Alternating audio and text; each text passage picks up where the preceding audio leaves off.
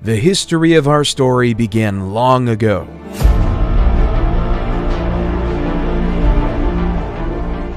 At one point in time, around 3 billion years ago, we were floating around as little tiny atoms in the little Petri dish of the world.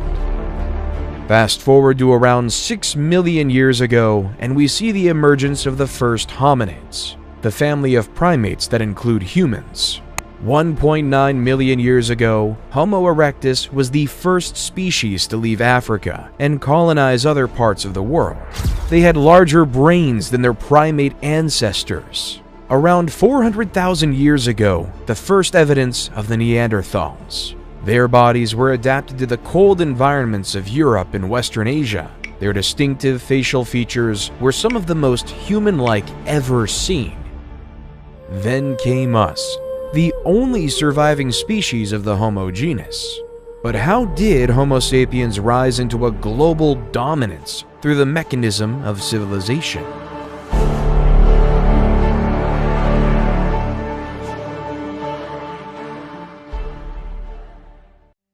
We begin our story in the fertile lands of Mesopotamia in 4000 BCE. Nestled between the great Tigris and Euphrates rivers in the Sumerian city of Uruk. Instead of relying on hunting and gathering like our ancestors of the past, the citizens of Uruk were able to develop a way to harvest cereal grains like wheat and barley. However, turning cereal grains into edible foods took a lot of work.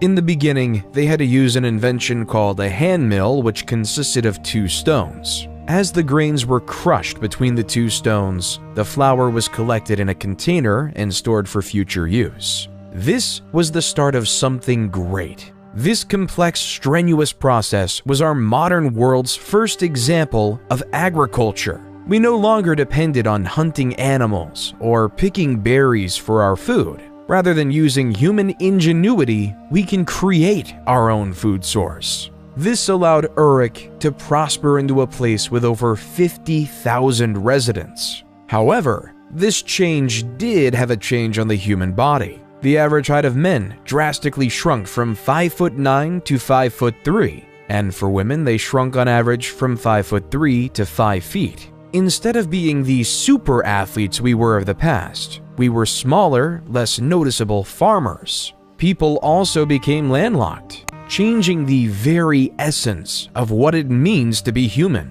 In the early 3000 BCE, according to legend, King Gilgamesh began his rule as a Sumerian king of his region. However, by the end of 3000 BCE, the Akkadians ousted the Sumerians. Sargon the Great took power and conquered all of Sumeria.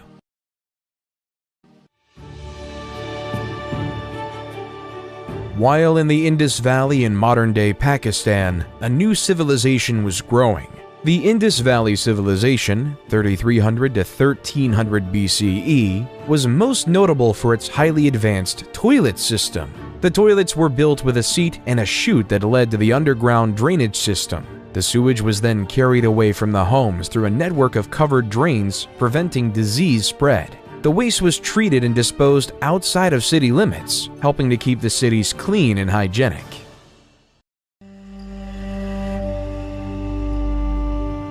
While in Egypt, they were more consumed with building pyramids than basic human plumbing. This was because, in ancient Egyptian religion, it was believed that when a pharaoh was to die in the physical world, his spirit would continue to live on in the afterlife, in which they would continue to rule in perpetuity, and where they would be worshipped by the living. Inside these pyramids, the pharaoh's body was carefully mummified, a process believed to preserve his physical form and help ensure his spirit's journey to the afterlife. The pyramid was also filled with offerings and treasures intended to provide the pharaoh with the resources he would need in the afterlife. Every pharaoh wanted to make sure they were immortal. They wanted to succeed in the afterlife. They wanted to be worshipped forever. That's why it was an utmost priority for Egyptian pharaohs to build pyramids for themselves when laid to rest. It started when Pharaoh Djoser, 2667 to 2648 BCE, built the Step Pyramid at Saqqara, followed by Sneferu, 2613 to 2589 BCE, who built several pyramids, such as the Bent Pyramid and the Red Pyramid. Then came the pharaoh Khufu, 2589 to 2566 BCE, who built the famous Great Pyramid of Giza in a labor-intensive 20-year process, one that the world still marvels at today. Khufu was then followed by pharaohs Khafre and Menkaure, who built the slightly smaller second and third pyramids of Giza respectively. While over in China in the year 2100 BCE, the first Chinese dynasty was upon us. Like the people of Mesopotamia, the Chinese were ever reliant on agriculture, producing rice, wheat, and barley among other crops. However, as legend has it, the Yellow River flooded. These massive floods would destroy all the crops, leading to massive famine and suffering. However, not all was to be lost because Yu the Great was on his way. Yu was so distraught by this problem that he would spend his days traveling up and down the Yellow River. He found ways to divert the rivers by building levees and dikes so that he could regulate the waterways. Then, after 13 years of hard work, the floods could no longer wreak havoc on the land. The people were overjoyed, and Yu was hailed as a savior. That was the start of the first Chinese dynasty, the Jia dynasty. Though the accuracy of this tale is questioned by historians, it does establish an important precedent. The idea is that power ought to follow one's merit. An individual who deserves absolute power shall have absolute power. This idea would shape the world for years to come and cause the people of ancient China to follow him to create the first ever Chinese dynasty.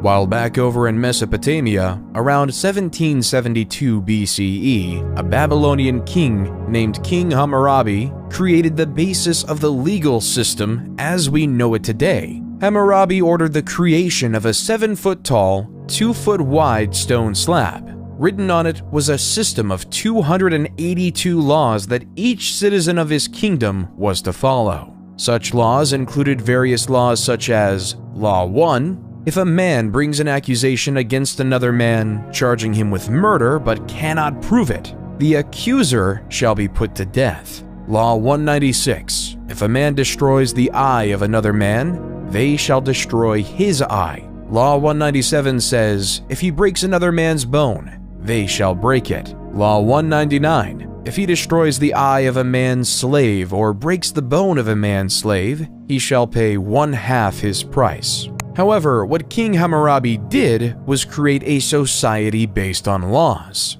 He laid out strict laws, placing people into certain castes of life and value.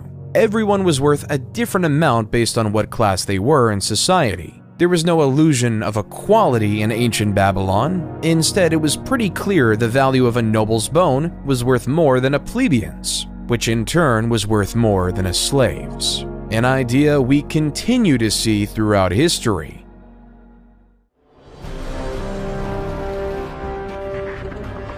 While in modern-day Turkey, a lesser-known civilization came to power. The Hittites Empire under the charismatic rule of the leader Labarnus, 1680 to 1650 BCE. He was a skilled ruler with a single vision in mind, uniting the Hittite city-states under a single rule.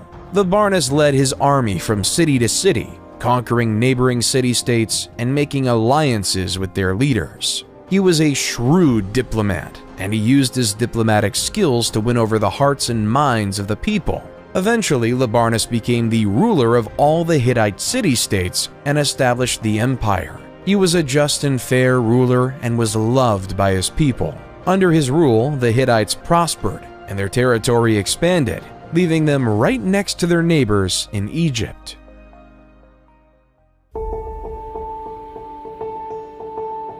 While in modern-day Greece, a collection of city-states emerged on the European continent. Mycenaean Greece, 1600 BCE to 1100 BCE, was dominated by an elite warrior society and consisted of a network of palace-centered states that developed rigid hierarchical, political, social, and economic systems. At the head of this society was the king. However, unlike a unified civilization, each city was on its own. A city-state is a city that, with its surrounding territory, forms an independent state. The development of city-states such as Troy, Mycenae, and Pylos start to grow.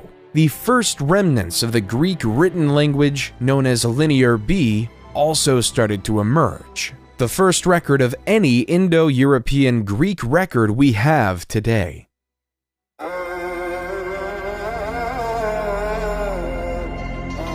While back in Egypt, they started to create a social pyramid of another type, the Egyptian social pyramid. Like the Great Pyramid of Giza, it is more prominent at the bottom and tinier at the top.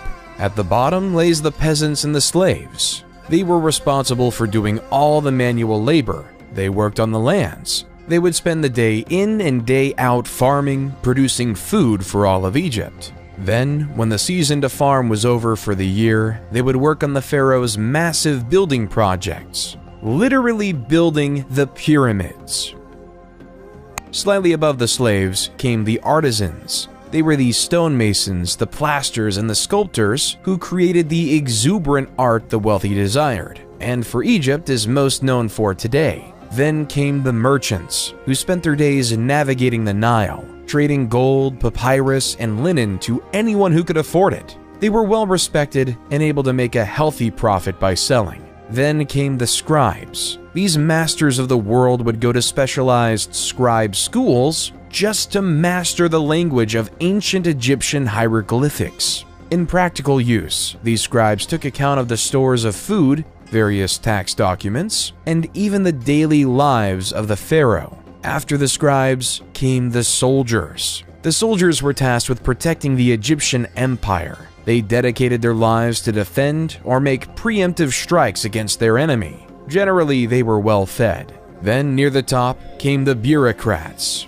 These high-ranking government officials did essential tasks at the top of society, like the viziers, who ran the logistical tasks necessary to run a civilization. The priests oversaw taking care of the temples to ensure the gods were well cared for. The nobles oversaw specific regions of the empire and kept order in said regions. At the top, the purpose of everyone below was the pharaoh, the king and the mediator between the gods and the world of men.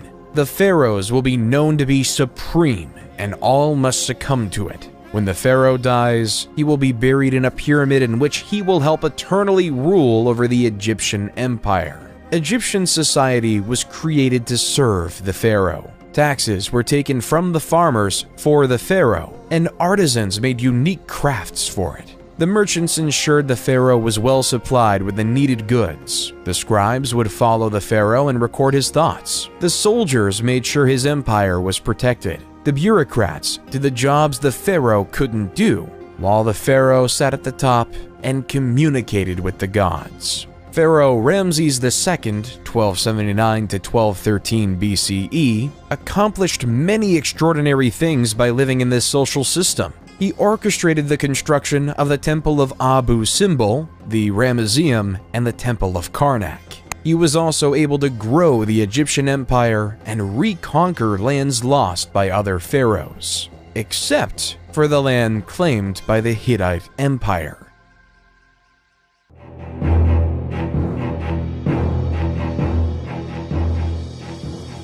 The Hittite king of the time, Mtwali II, 1295 to 1272 BCE, was notorious for ordering his troops to attack his Egyptian neighbors. Following the example of Libarnus, Mtwali wanted to unify the world under Hittite rule. However, Ramses had enough. Other pharaohs in the past have tried to stop the Hittites, but he knew if his empire was to ever succeed, he needed to attack back.